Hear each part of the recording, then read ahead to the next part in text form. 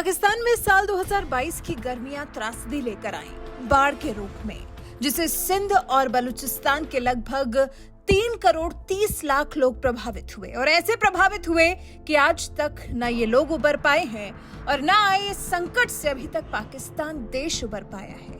पाकिस्तान लगातार गर्त में जा रहा है। अर्थव्यवस्था की हालत लगातार खराब होती जा रही है। 22 लाख से ज्यादा लोग तबाह हो गए हैं। स्वास्थ्य सेवाएं, 44 लाख एकड़ फसलें, 8,000 से ज्यादा किलोमीटर लंबी सड़कें, अहम ढांचे ध्वस्त हो गए, ढह गए। यहाँ तक कि रेल की पटरियां तक उखड़ गई और अब दोबारा से गर्मी आने को है, लेकिन इन पटरियों का काम कराने की अब पाकिस्तान की औकात नहीं रही। जी, और इसी वजह से खाने के लाले के साथ साथ बिजली सप्लाई नहीं होने से परेशान होने के साथ साथ दवाइयों के उत्पादन में हो रही परेशानियों के साथ साथ देश की सबसे बड़ी रिफाइनरी के बंद होने के साथ साथ एक जो समस्या पाकिस्तान के सामने आकर खड़ी हुई है वो है पाकिस्तान का रेलवे सिस्टम। खराब हो चुका है पूरी तरह से। मतलब अगर कहा जाए कि वर्तमान में कोई सेक्टर ऐसा होगा जो शायद परिपूर्ण होगा तो ये सिर्फ कल्पना भर हो सकती है, क्योंकि अब जब रेलवे सेक्टर पर भी पाकिस्तान की खराब होती अर्थव्यवस्था का असर दिखने लगा है तो फिर तो अब पाकिस्तान खत्म ही हो चला है। इस बारे में कानून राज्य मंत्री शहादत अवान ने सीनेट को बताया है। शहादत अवान ने कहा है, पाकिस्तान रेलवे ने चालू वित्त वर्ष की पहली छमाही में 52.99 अरब रुपए के खर्च के मुकाबले संचालन से 28.263 बिलियन रुपए का राजस्व अर्जित किया। वहीं जमाते इस्लामी के मुश्ताक अहमद के एक सवाल के जवाब में मंत्री ने यह भी कहा कि 35% पेंशन और 33% वेतन से संबंधित था। पाकिस्तान के अखबार एक्सप्रेस ट्रिब्यून के मुताबिक रेलवे ने संघीय सरकार से सहायता के रूप में 21.75 अरब रुपए की सब्सिडी ली।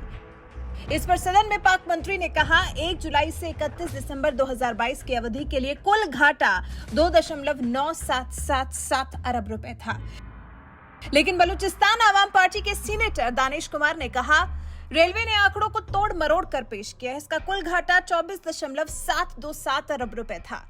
पाकिस्तानी मंत्री ने कहा, मौजूदा वित्तीय वर्ष 2022-23 की पहली छमाही पाकिस्तान रेलवे के लिए काफी बुरी रही है। पिछले साल आई प्रलयकारी बाढ़ ने पहले से खस्ता हाल इंफ्रास्ट्रक्चर को तबाह कर दिया है। अवान ने सदन में 160 किलोमीटर प्रति घंटे की रफ्तार से ट्रेनों को चलाने के लिए देश भर में पटरियों को बेहतर बनाने का प्रस्ताव पेश किया। बाढ़ से बड़े पैमाने पर रेलवे ट्रैक उखड़ गए थे, जिनसे पूरे देश का यातायात और फूड सप्लाई बाधित हुई।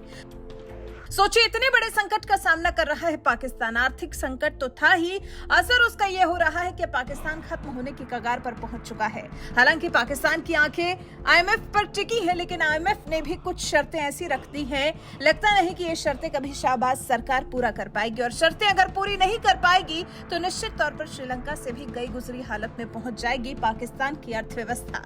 पाकिस्तानी मीडिया की माने तो अभी तक शाहबाज सरकार को economic and financial policies draft नहीं मिल पाया है। इसलिए कहा जाने लगा है कि आईएमएफ से इस्लामाबाद को मिलने वाला अरबों डॉलर का लोन अब अटक चुका है।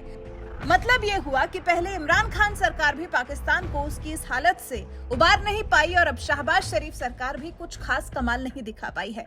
पाकिस्तान के हालात बद से बदतर हो गए हैं। सरकार जरूरी सामान का भी आयात नहीं कर पा रही है।